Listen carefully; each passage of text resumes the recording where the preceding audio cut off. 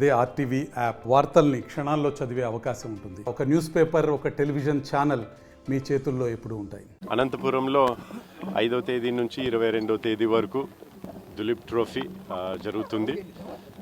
4 టీములు ఉంటాయి. ఈ 4 టీముల్లో ఇండియాలో ఉన్న, మన భారతదేశంలో ఉన్న టాప్ ప్లేయర్స్ అంతా దాదాపు 45 మంది ఈ దులీప్ ట్రోఫీలో పాల్గొంటూ ఉన్నారు. నిజంగా చాలా గర్వకారణం అనంతపురంకి ఇటువంటి టోర్నమెంట్ దులీప్ ట్రోఫీ మన జిల్లాకి రావడము. బీసీసీఐ వారికి నా కృతజ్ఞతలు, ఆంధ్ర క్రికెట్ అసోసియేషన్ వారికి కూడా, తర్వాత అనంతపూర్ డిస్ట్రిక్ట్ అసోసియేషన్. నేను ఇక్కడ మనకు ఎప్పుడు ఇంత పెద్ద క్రీడా ఈవెంట్ ఎప్పుడు రాలే కాబట్టి కలెక్టరు, ఎస్పీ, మిగతా జిల్లా అడ్మినిస్ట్రేషన్ అంతా మొత్తం పూర్తి సహకరిస్తున్నారు. అందరి సహకారంతో తప్పకుండా ఈ టోర్నమెంట్ని విజయవంతం చేయగలుగుతాము అనే నమ్మకం ఉంది. తర్వాత మన ఈరోజు వచ్చి అంతా చాలామంది పాసులు తీసుకోవడం జరిగింది.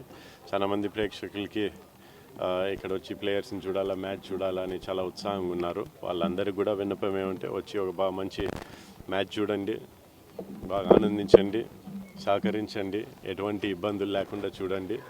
మనకి మరీ ఇటువంటి అనంతపురానికి రావాలంటే బాగా ఇక్కడ అనంతపురంలో ఎటువంటి సమస్య లేకుండా జరుగుతుంది, పబ్లిక్ చాలా బాగుంటుంది అని చెప్పేసి ఆ పేరు రావాలనే ఆశ నాకు. కాబట్టి అందరి సహకారము ప్రతి ఒక్కరిది అవసరం. 5వ తేదీ నుంచి మన అనంతపురం ఆర్డిటి స్టేడియంలో జరగబోయే ఈ దులీప్ ట్రోఫీ క్రికెట్ టోర్నమెంట్స్ గాను ఈరోజు ఈ క్రికెట్ నిర్వాహకులు టికెట్ల పంపిణీ, పాసుల పంపిణీ కార్యక్రమం చేస్తూ ఉన్నారు. అందరికీ ఉచితంగా పాసులు ఇస్తూ ఉన్నారు. అందుకోసం ఈరోజు యూత్ బాగా ఎక్కువ మంది రావడం జరిగింది. దానికి కోసం బ్యారికేడ్లు ఏర్పాటు చేయడం జరిగింది. అదేవిధంగా పోలీస్ శాఖ తరపు నుంచి ప్రాపర్ బందోబస్తు ఏర్పాటు చేశాం, ఎక్కడ ఈ టికెట్ల పంపిణీలో ఇబ్బంది జరగకుండా ఉండడం కోసం. కాబట్టి ఈ కార్యక్రమాన్ని మేము సజావుగా పూర్తి చేస్తాం.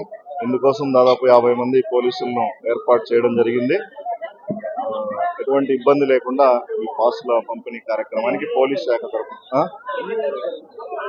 మ్యాచ్ మొత్తము 22వ తేదీ వరకు జరుగుతాయి. ప్రతి మ్యాచ్ 4 రోజులు ఉంటుందని అంటున్నారు, టెస్ట్ మ్యాచ్. ఇంకా మ్యాచ్ల పూర్తి వివరాలు మాకు అంత ఐడియా లేదు. పోలీసులు ఇప్పుడు ప్రస్తుతానికి టికెట్లు, పాసుల పంపిణీకి 50 మంది పోలీసులతో ఏర్పాటు చేయడం జరిగింది. మళ్ళీ మ్యాచ్లకు మాత్రం ఇంకా కాస్త ఎక్కువగా పెంచి తగిన రీతిలో భద్రత ఏర్పాటు చేయడం.